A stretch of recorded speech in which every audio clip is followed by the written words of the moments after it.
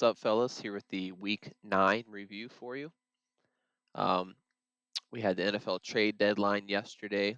As you guys know, a couple big moves yesterday. I don't know if it really affected fantasy necessarily, but Sauce Gardner got moved to the Colts. Quinnen Williams got moved to the Cowboys. Logan Wilson to the Cowboys. I know Rashid Shaheed went to the Seahawks. Jacoby Myers went to the Jaguars. Mm, I think an offensive lineman from the Saints went to the Trevor Penning went to the Chargers. I think that was pretty much everything. I'm sure there probably was some very small moves, but not anything that I think hugely impacts fantasy. At least we'll see how that goes. But without further ado, I'll get into the the recap here. So we have my matchup versus Derek. I was hoping to continue to take down some of the better teams in the league. Derek decided to not play defense this week, as I guess he didn't want to drop the Eagles and didn't want to drop anybody on his bench. Can't play him too much. Most of his guys are pretty solid, so I understand his reasoning there. And obviously, when you win, it looks good. Uh, I had Brandon Aubrey miss a field goal in the game, lost by 2 points here. Makes that field goal. We have a different discussion here. So that's a little frustrating. But we'll look at the matchup here. Looking at Derek's team, he had Herbert with 28, St. Brown had 14, Rasheed Rice with 17, uh, Juwan Johnson got him 11, Quentin Johnson got 13. Nothing else really going on there. Subpar day from his running backs, which I was hoping I could capitalize on that. Jonathan Taylor was 7. That'll probably be his lowest points of the year. We'll see. Kamara just had point 0.2. He had Kayshon Boutte, who had a goose egg, and like I said, he had a goose egg out of his defense. But my team couldn't get it done. I had Drake May, who had 16. Jamar Chase got 14. McBride had 14. The Rams defense got me 10. But just not great performances elsewhere. I mean, I was struggling at running back with my top 2 guys out, one on bye, one hurt. So with Spears and Singletary, I can't blame them. 8 and 6 points, probably accurate. Ted McMillan with 7. You expect maybe a little more there. McConkey had 8. You know, expect a little bit more there. You hope for a touchdown. But it is what it is. Obviously, Aubrey missing a field goal is rough. 4 points, probably his lowest of the season. Did have Brian Robinson on the bench who had 11, so play him. I get the win, but you're probably not playing Brian Robinson over Spears and Singletary, who you know are getting guaranteed touches, where Robinson's just kind of spelling CMC here and there, or might get a goal line carry. Next up, we got Dakota versus Garrett. Dakota won this one 144 to 102. Dakota is currently 8-1. Looking at his team, he's got Mac Jones, who had 16, filling in for Jalen Hurts for the week. CMC got him 32. T. Higgins got him 30. Puka got him 19. Colts kicker got him 12. So just a solid day from his guys.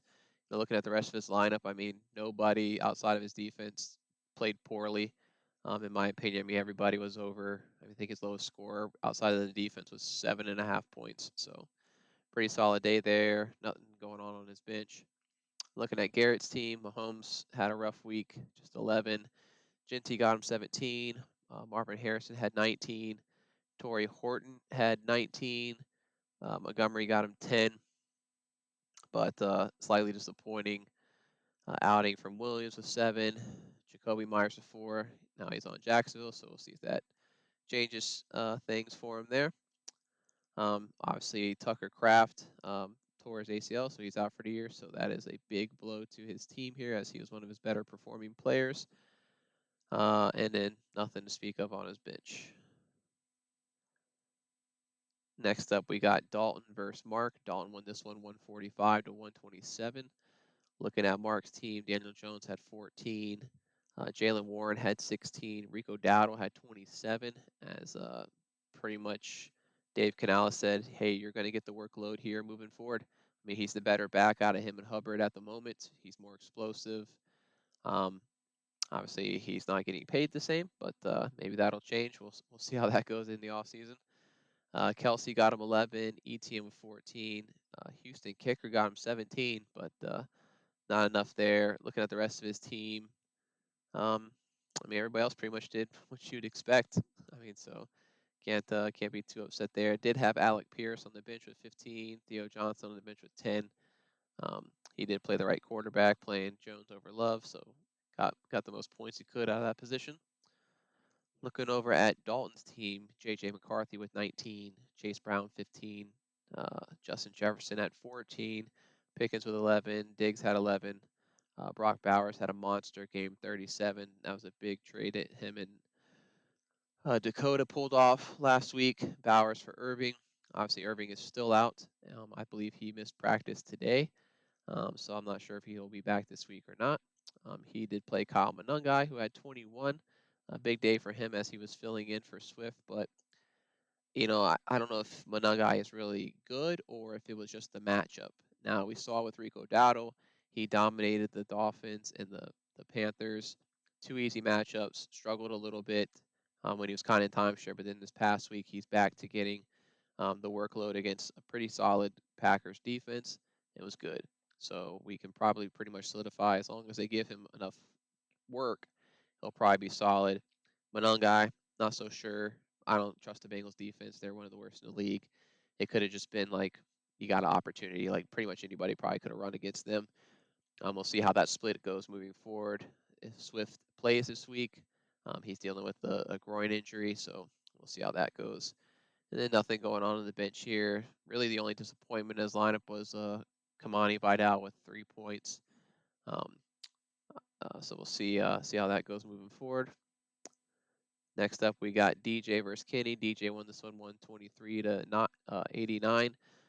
Kenny had Jaden Daniels, who obviously most of you guys saw, snapped his elbow, complete opposite way. Luckily, it was on his non-throwing arm, so he'll probably be back maybe by the end of the season. I mean, I don't know how long it's supposed to be out.